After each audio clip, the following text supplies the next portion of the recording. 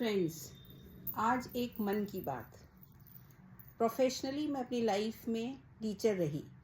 मैंने different various schools में, CBSE board schools में as a PGT maths teacher work किया है।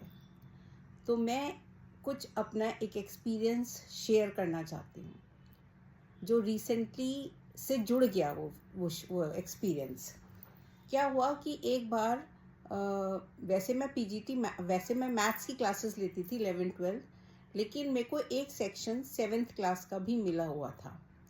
तो वहाँ पर मैं एक दिन पढ़ा रही थी और ऐसे ही बातों बातों में मैंने सब बच्चों से पूछा कि भाई अगर आपको कुछ पैसे मिल जाएं, मान लिया सपोज 100 रुपये मिल जाएं, तो आप क्या करेंगे। अच्छा स्कूल था, अच्छे अच्छे घरों के बच्चे थे, तो किसी को ऐसा कोई प्रॉब्लम नहीं थी, सब लोग बढ़िया थे बच्चे।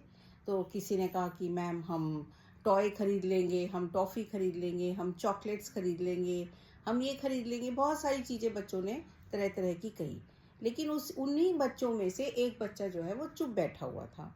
तो मैंने उससे जाके पूछा कि बेटा आप क्यों चुप बैठे हैं, आप भी बताइए कि अगर आपके पास 100 रुपये होंगे तो व्हाट यू विल बाय।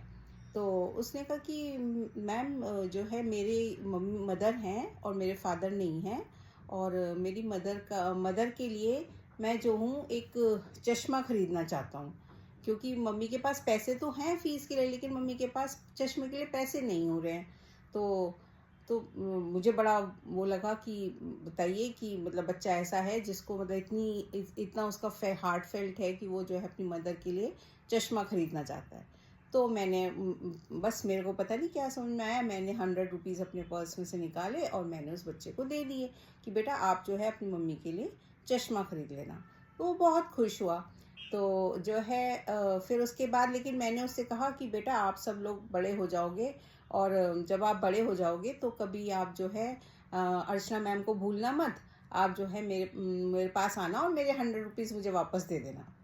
तो कल की बात है, मैं अपने घर में थी और जो है अचानक मेरे घर की घंटी बजती है और एक नौजवान लड़का, बड़ा सुंदर, करीब 20 साल पुरानी बात है, 20 साल के बाद वो जो है कल लड़का मेरे पास आया और एक अच्छी कंपनी में उसको जॉब मिल गई है और उसने मेरे पैर छुए। तो उसने कहा कि मैम आपको याद नहीं है, मैं वही लड़का हूँ जिसने आपने मुझे 100 रुपीज़ दिए थे।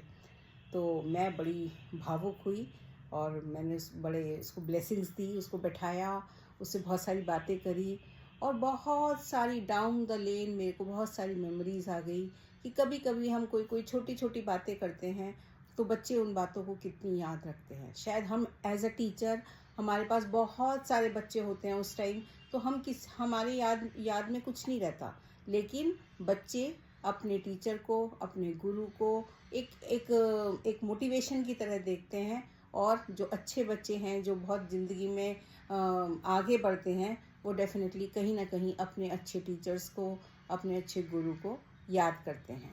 तो धन्यवाद।